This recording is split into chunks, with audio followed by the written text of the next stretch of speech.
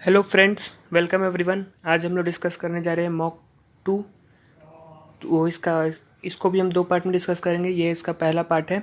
तो चलिए स्टार्ट करते हैं पहले क्वेश्चन के साथ। First question is two numbers A and B are in the ratio 11:19 when 19 is added to a and 11 is added to b the ratio becomes 2:3। दो number है ए और बी।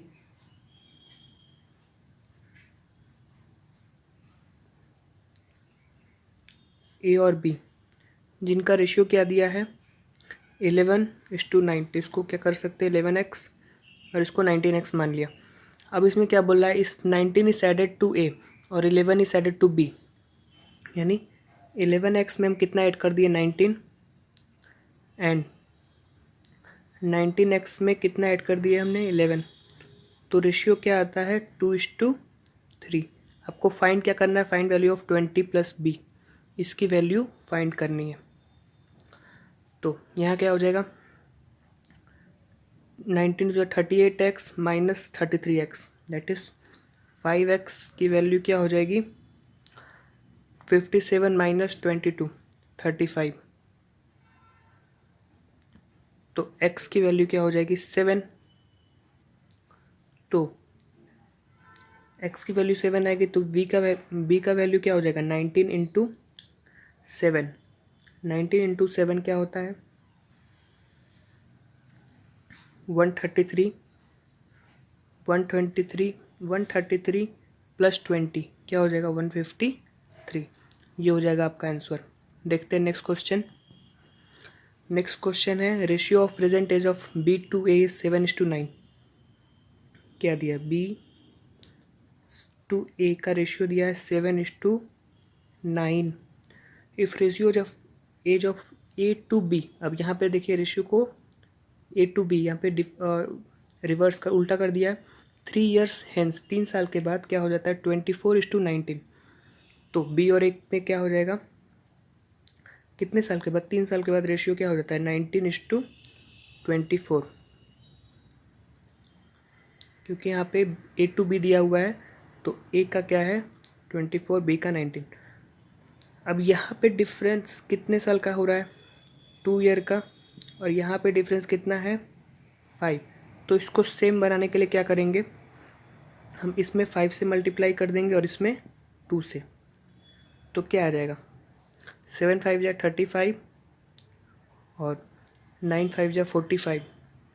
यहाँ क्या आ जाएगा 2 से मल्टीप्लाई किया तो 38 और यहाँ पे 24 इंटू 2 48। अब इन दोनों के बीच का डिफरेंस कितना है 3, और यहाँ पर भी क्या दिया है 3 साल के बाद। तो 3 की वैल्यू 3।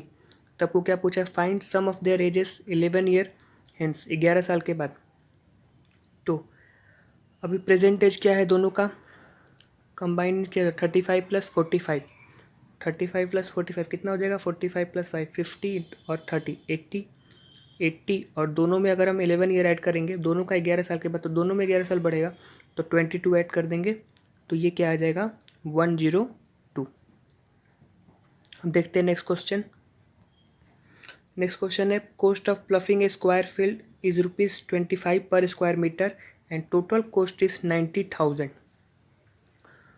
तो यहाँ पे स्क्वायर का जो एरिया है, एरिया क्या निकल कर आएगा, एरिया निकल कर आएगा आपका टोटल कॉस्ट डिवाइडेड बाय एक कॉस्ट। एक कॉस्ट का कितना एक स्क्वायर मीटर का कितना टाइम कितना लगा है 25। तो टोटल एरिया क्या आ जाएगा 3600। तो स्क्वायर का साइड क्या आ जाएगा side of square is equal to 60। Okay 60 metre. If ratio of length to breadth of a rectangular field is 3:1। Length और ब्रीथ का रेशियो दिया है किसका रेक्टेंगुलर फील्ड का 3:1 यानी 3x और x। And ratio of perimeter of square field two rectangular field is 3:1। अब square का पेरीमीटर क्या हो जाएगा, पेरीमीटर इज इक्वल टू क्या होता है 4 इंटू साइड। तो ये क्या हो जाएगा 240 और रेशियो क्या दिया है, इसका पेरीमीटर स्क्वायर के पेरीमीटर से रेक्टेंगल के पेरीमीटर का रेशियो दिया है 3:1। तो 3 की वैल्यू अगर 240 है तो 1 की वैल्यू क्या हो जाएगी 80, यानी कि जो रेक्टेंगल का पेरीमीटर क्या है वो 80 है। तो 2 इंटू पेरीमीटर का फॉर्मूला क्या होता है 2 इंटू लेंथ प्लस ब्रिथ। तो लेंथ क्या है 3x और ब्रिथ क्या है x, तो क्या हो जाएगा 3x प्लस x, ये क्या हो जाएगा 4x इज इक्वल टू 80। तो 8x की वैल्यू क्या दी हुई है 80, तो x की वैल्यू क्या आ जाएगी 10। अब यहाँ पे पूछ क्या रहा है, find cost of ploughing the rectangular field at the cost of 20 पर स्क्वायर मीटर। तो जो रेक्टेंगुलर फील्ड है उसका एरिया क्या हो जाएगा, अगर x की वैल्यू 10 है तो लेंथ क्या आ जाएगा 30 और ब्रेड्थ क्या आ जाएगा 10। तो इसका एरिया क्या हो जाएगा 30 इंटू 10 दैट इज़ 300, और एक स्क्वायर मीटर का कितना है 20 रुपीज़, तो 300 इंटू 20 क्या हो जाएगा 6000, ये हो जाएगा आपका आंसर। अब देखते हैं नेक्स्ट क्वेश्चन है, when A some is invested 8% per annum simple interest for 2.5 years the interest receive is 490। अगर कोई सम है P जिसको 8% के रेट के हिसाब से अगर 2.5 ईयर के लिए इसको इन्वेस्ट किया जाता है तो उसे इंटरेस्ट कितना मिलता है 490। तो 25, तो ये क्या हो जाएगा 25, अगर 2.5 से इसे डिवाइड करेंगे तो क्या आ जाएगा 4, 25 इंटू 4 होता है, यहाँ 2.5 है तो 40 हो जाएगा। तो P की वैल्यू क्या हो जाएगी 490 इंटू 40 डिवाइडेड बाई 8, तो 8 से 5, तो P की वैल्यू क्या हो जाएगी 2450। अब क्या पूछ रहा है, when double of that sum, इसका डबल यानी 4900, when double the sum is invested at 2% per higher than earlier rate for 2 years at compound interest. 2 साल के लिए 2% रेट बढ़ाकर कंपाउंड इंटरेस्ट पे अगर हम देते हैं तो अमाउंट क्या मिलेगा। तो पहले का रेट क्या है 8% और 2% से बढ़ाया तो 10%, यानी 4900 हमें सिंपल इंटरेस्ट प्रिंसिपल क्या था 2450, इसका हमने डबल किया तो 4900, और इसको 10% 2 ईयर के लिए यानी इसका 21% क्या आ जाएगा, इसका 21% अगर हम निकालेंगे तो ये आपका आएगा 1029। प्रिंसिपल क्या है 4900, तो 4900 प्लस 1029 अगर हम ऐड कर देंगे तो अमाउंट मिलेगा क्या आ जाएगा 5929, ये हो जाएगा आपका अमाउंट। अब देखते हैं next question, B is 66 2/3% more efficient then A। तो 66 2/3% क्या होता है 2/3, तो A और B क्या है 66 2/3% मोर है, यानी 2/3 मोर है। अगर A 3 है तो B क्या हो जाएगा 3 + 2 दैट इज़ 5। और क्या दिया है C takes 25% more time than B, C को 25% मोर टाइम लग रहा है। 25% क्या होता है 1/4, तो 4 पे 1 एक्स्ट्रा लग रहा है, यानी C को 5 टाइम लग रहा होगा किससे B से, तो B को कितना टाइम लग रहा है 4। तो ये आपका टाइम का रेशियो दिया हुआ है, तो एफिशिएंसी की रेशियो क्या हो जाएगी 5:4। तो 5 की वैल्यू 5, तो C की वैल्यू क्या आ जाएगी 4। अब क्या दिया हुआ है, if A and B together completes 80% of same work in 24 days। तो A और B यानी कि 3 + 5 8 इंटू, अगर 80% 24 डेज में कर रहे हैं यहाँ पे, अगर 80% यानी 4/5, तो 4 की वैल्यू अगर 24 है तो 5 की वैल्यू क्या हो जाएगी 30, तो टोटल वर्क कितने दिन में करेंगे? 30 डेज में। तो टोटल वर्क क्या आ जाएगा? टोटल वर्क आ जाएगा 240। Find number of days required for B and C to complete 50% of same work. यानी इसका 50% निकाल, बी और सी को कंप्लीट करना है, कितने टाइम में करेगा? तो इसका 50% क्या हो जाएगा? 120, और बी और सी को करना है, तो बी और सी का एफिशिएंसी क्या है? 9, तो क्या आ जाएगा? 120/9, ये क्या आ जाएगा आपका? 13 1/3 डेज। ओके, अब देखते हैं नेक्स्ट क्वेश्चन। नेक्स्ट क्वेश्चन है आपका रॉन्ग नंबर सीरीज है। तो यहाँ पे हम नंबर जो है आपके अगर हम नंबर देख रहे हैं तो यहाँ पे क्लोज क्लोज दिख रहा है आपको, 111 to 79, फिर 1305, 1320। तो हम क्या ले सकते हैं? इसका डिफरेंस लेकर चेक करते हैं। तो डिफरेंस लिया तो यहाँ पे क्या आ जाएगा? देखिए 3 है, 733 है, 798 है, 1142, 1305, 1179, 1305 एंड 1320। तो हम डिफरेंस लेंगे तो ये क्या आ जाएगा? 730। यहाँ पे क्या आ जाएगा? यहाँ पे आएगा आपका 65। इसको हम डिफरेंस लेंगे तो क्या आएगा?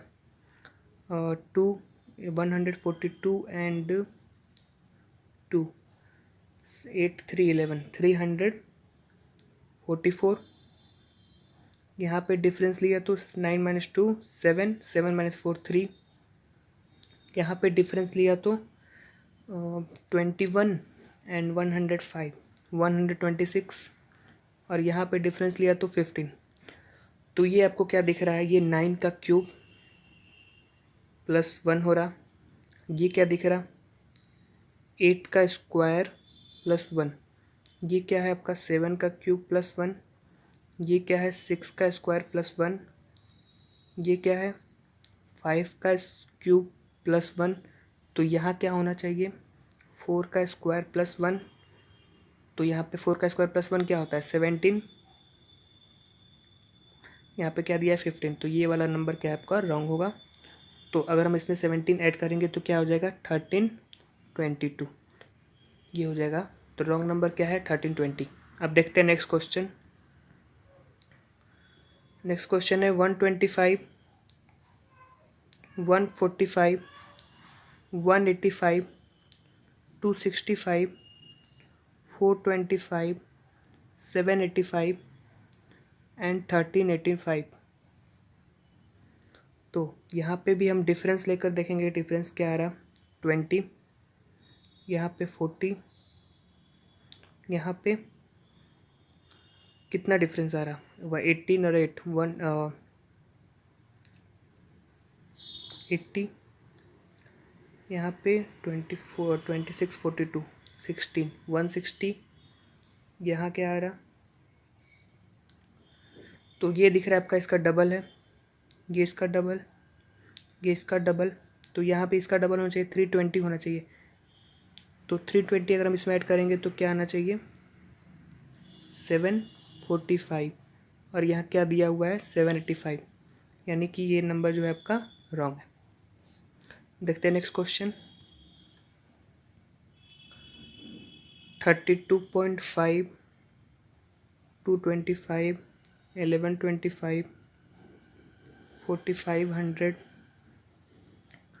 13,500, 27,000 एंड 27,000। तो यहाँ क्या दिख रहा है आपको? वो इंटू 1 है। यहाँ क्या हो रहा है? इंटू 2, या इंटू 3, या इंटू 4। तो यहाँ क्या होगा? इंटू 5। और यहाँ क्या हो जाएगा? इंटू 6। तो अगर हम ये दिख रहा है 225 से 5 से मल्टीप्लाई करेंगे 1125, ये इसका 4 टाइम्स है। लेकिन यहाँ पर 30.5 में 6 से मल्टीप्लाई करेंगे तो 225 नहीं आएगा। यानी आपका रॉन्ग नंबर क्या है? 13.25। तो अब हम इसे 6 से डिवाइड करेंगे तो क्या आएगा? 6 3 जा 18, 18 4 45, 6 7 जा 42, 3 37.5 ये हो जाएगा करेक्ट नंबर, यानी रॉन्ग नंबर क्या है 32.5। अब देखते हैं नेक्स्ट क्वेश्चन। नेक्स्ट क्वेश्चन है 133, 150, 123, 140, 123, 130, 103। तो यहाँ पे क्या हो रहा है, +17 -27 +17 माइनस, तो और यहाँ पे क्या हो रहा है +7, यहाँ पे -27, यहाँ पे कितना माइनस हुआ है 17, तो यहाँ दिख रहा है आपको +17 -27 +17, यहाँ -27, तो ये दोनों भी क्या होना चाहिए, यहाँ पर भी क्या होना चाहिए -27 और +17। तो कौन सा नंबर रॉन्ग है 123। जहाँ दो नंबर, जहाँ आपका सीरीज ब्रेक हो रहा है उसके बीच का नंबर क्या होता है रॉन्ग। तो 140 में से 27 माइनस करेंगे तो क्या आएगा आपका 113, ये हो जाएगा आपका आंसर। और रॉन्ग नंबर क्या है 123। अब देखते हैं नेक्स्ट क्वेश्चन। 3, 16, 78, 310, 928, 1856 एंड 1852। तो यहाँ पे क्या हो रहा है, ये इसका डबल दिख रहा है आपको इंटू 2, ये इसका 1 टाइम्स ही है, ये इसका 3 टाइम्स, यहाँ पे इसका 3 6 18 6 टाइम्स, तो यहाँ 4 टाइम्स होना चाहिए, यहाँ 5 टाइम्स और यहाँ 6 टाइम्स। तो 6 -2 हो रहा, इंटू 5 -2 इंटू 4 -2, तो और यहाँ पे इंटू 3 -2 इंटू 2 -2, तो 928 में 2 से मल्टीप्लाई करेंगे तो क्या हो जाएगा 1856, और -2 करेंगे तो क्या आना चाहिए यहाँ पे 1854 आना चाहिए। तो आपका रॉन्ग क्या था 1856, इसको चेक कर सकते हो। 1854 इंटू 1 -2 दैट इज 1852। देखते हैं नेक्स्ट क्वेश्चन।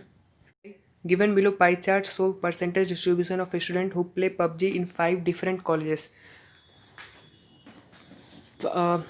स्टूडेंट जो है पबजी खेलते हैं 5 डिफरेंट कॉलेज का उनका डाटा दिया है, और यहाँ पे नोट में क्या दिया है, ratio of total student play PUBG to student play free Fire is 5:2। यहाँ पे सिर्फ आपको जो पबजी स्टूडेंट खेलते हैं उनका डाटा दिया है, और इनके बीच का रेशियो क्या दिया है 5:2। मतलब अगर 5 है 5:2, यानी 5 की वैल्यू जो पबजी खेलते हैं उनकी वैल्यू क्या है 4000 अगर है, तो फ्री फायर कितने होंगे, फ्री फायर की वैल्यू 2 है, तो 5 8 80 टाइम्स, तो ये क्या हो जाएगा 1600। तो फ्री फायर की वैल्यू क्या आ जाएगी 1600 टोटल। तो अब देखते हैं क्वेश्चन को। क्वेश्चन क्या बोला है, if 20% of total students play free fire are from B. तो फ्री फायर में टोटल स्टूडेंट कितने थे 1600 फ्री फायर में। अब इसमें से 20% बी के हैं, यानी 320, 20% यानी कि 320 किससे हैं बी के हैं। Then find total students playing PUBG and free fire together from B is what % of total student play PUBG from E. तो ये आपका बी का मिल गया फ्री फायर का, और बी का पबजी का क्या है, बी में पबजी कितने खेलने वाले कितने हैं, बी में है 15%, किसका 4000 का 15% दैट इज 600। तो ये क्या आएगा आपका 920। ओके, तो अब क्या हो जाएगा, क्या पूछा है, if 20% of student total student play free Fire from are from B. तो ये आ गया बी का फ्री फायर और पबजी खेलने वाले टोटल 920। अब पूछ क्या रहा है आपको, ये कितना परसेंट है, is what % of total students play PUBG from E. E में टोटल कितने खेल रहे हैं 25%, तो 25% 4000 का क्या हो जाएगा 1000। तो 1000 का 920 कितना परसेंट है? सिंपल, ये कितना परसेंट है इसका? 92%। ओके, अब देखते हैं नेक्स्ट क्वेश्चन।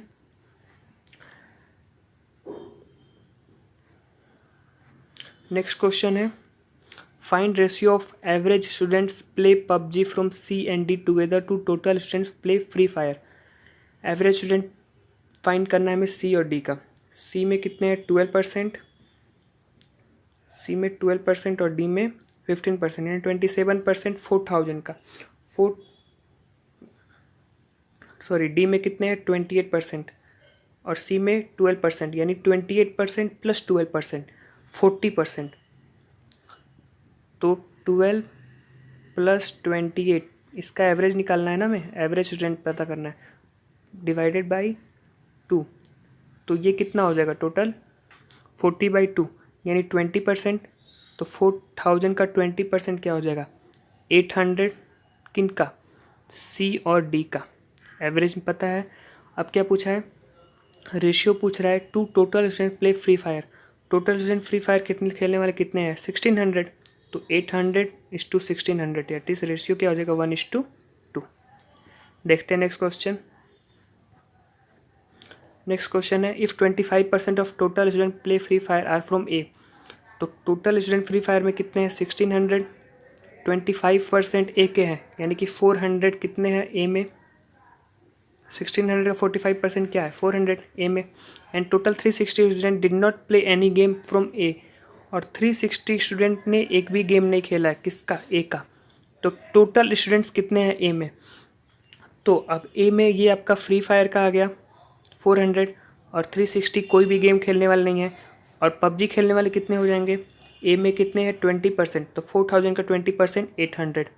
तो टोटल स्टूडेंट कितने हो जाएंगे 0 6 8 3 11 8 3 11 एंड 4 15 60। ये हो जाएगा आपका आंसर। अब देखते हैं नेक्स्ट क्वेश्चन। नेक्स्ट क्वेश्चन है find the central angle for students play PUBG from A C and D. तो यहाँ पे सेंट्रल एंगल पूछ रहा है, तो सेंट्रल एंगल निकालने का फॉर्मूला क्या होता है आपका? इसको हम पहले डायरेक्टली देखते हैं। पहले डायरेक्टली कैसे निकालते हैं? ए सी और डी। ए में कितने हैं टोटल 20, ए में है 20%, ए में 20%, सी में 12% 32% हो गया, और डी में 28%। तो ये कितना हो जाएगा 28% प्लस 12% 40% एंड 20% 60%। तो 60% इसका सेंट्रल एंगल निकालना है। तो 60 क्या हो जाएगा 60 डिवाइडेड बाई 100 इंटू 360, क्योंकि टोटल एंगल एक पूरे सर्कल का टोटल एंगल कितना होता है 360। तो ये कितना आ जाएगा आपका 216 डिग्री। इसको फॉर्मूले से भी हम निकाल सकते हैं। अगर हमें परसेंटेज से एंगल में बदलना है तो किससे मल्टीप्लाई करते हैं 18/5 से, और अगर एंगल से परसेंटेज में बदलना है तो 5/18 से। तो इसको सॉल्व करके देखते हैं। परसेंटेज वैल्यू क्या दी थी 60%, तो 60 इंटू 18/5। तो ये क्या हो जाएगा 5 से 12, 18 इंटू 12 216 डिग्री। ओके, तो फॉर्मूले से भी निकाल सकते हो या फिर डायरेक्टली वैल्यू पुट करके भी निकाल सकते हैं। देखते हैं नेक्स्ट क्वेश्चन। नेक्स्ट क्वेश्चन है if total students from all the 5 colleges who did not play any game are 37.5% more than total students who play free Fire from all 5 colleges. तो Free Fire में total student कितने हैं 1600, और इसका 35% इससे 37.5% अधिक हैं जो कि किसी कॉलेज जो उन कॉलेज में कोई भी गेम नहीं खेलते हैं। तो 37.5% क्या होता है 3/8, यानी इसका 3/8 अधिक, यानी 3/8। तो 8 पे 3 एक्स्ट्रा यानी 11/8। तो 8 की वैल्यू दी है 1600, तो 11 की वैल्यू क्या हो जाएगी 200। यहाँ पे इसका कितना 200 टाइम्स है, तो ये क्या हो जाएगा 2200।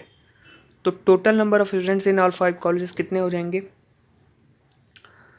पबजी खेलने वाले कितने 4000 और फ्री फायर वाले 1600 और जो कोई भी गेम नहीं खेलता वो कितने 2200। तो इन तीनों को हम ऐड कर देंगे तो आपका क्या आ जाएगा 5600 और 5800 एंड 2000 कितना हो जाएगा ये 7800। इन तीनों को हम ऐड करेंगे तो क्या आ जाएगा 7800। ओके, अब देखते हैं हम नेक्स्ट क्वेश्चन। नेक्स्ट क्वेश्चन है आपका क्वाड्रेटिक इक्वेशन। तो इसको हम सॉल्व करते हैं। क्या दिया है फर्स्ट स्टेटमेंट दिया है जो 8x² प्लस 10x, 7 को इधर लाएंगे तो -7 = 0। यहाँ क्या दिया है 16, अगर 2y² को मैंने इधर लाया तो 2y²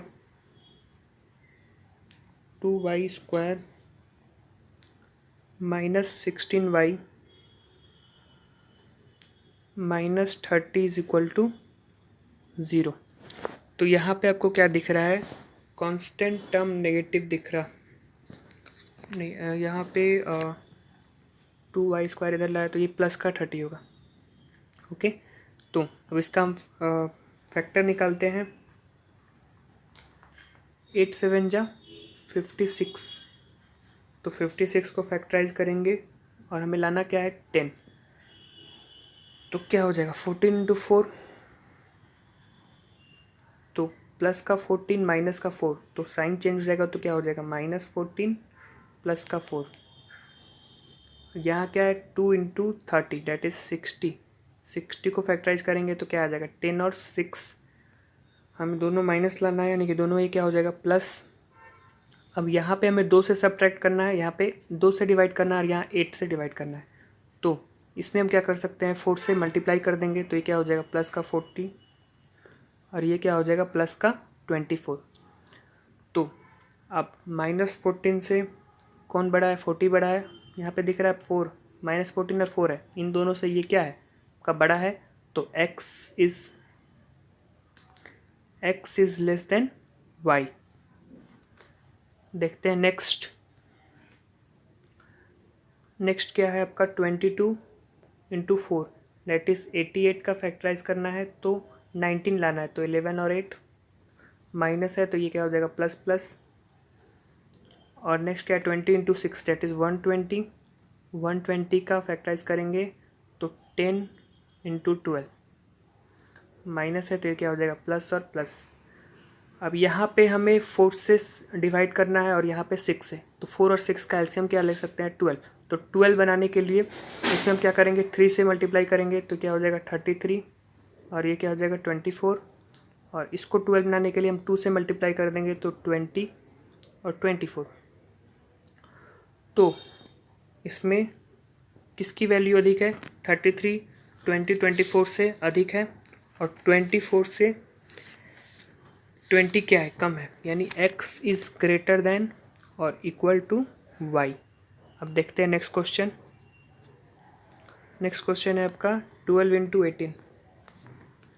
यहाँ पे देखिए कांस्टेंट टर्म में नेगेटिव दिख रहा है, दोनों जब कांस्टेंट टर्म नेगेटिव होता है तो सिंपल हम क्या बोल सकते हैं इसको नो रिलेशन।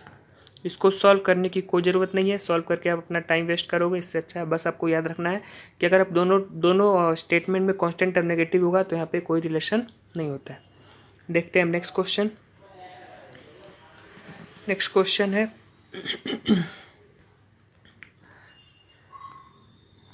इसको क्या लिख सकते हैं x² -16x 25x में से 9x कटाएंगे तो 16x और +63 = 0। और दूसरा क्या आ जाएगा, दूसरा आ जाएगा आपका, दूसरा है 8 × 36।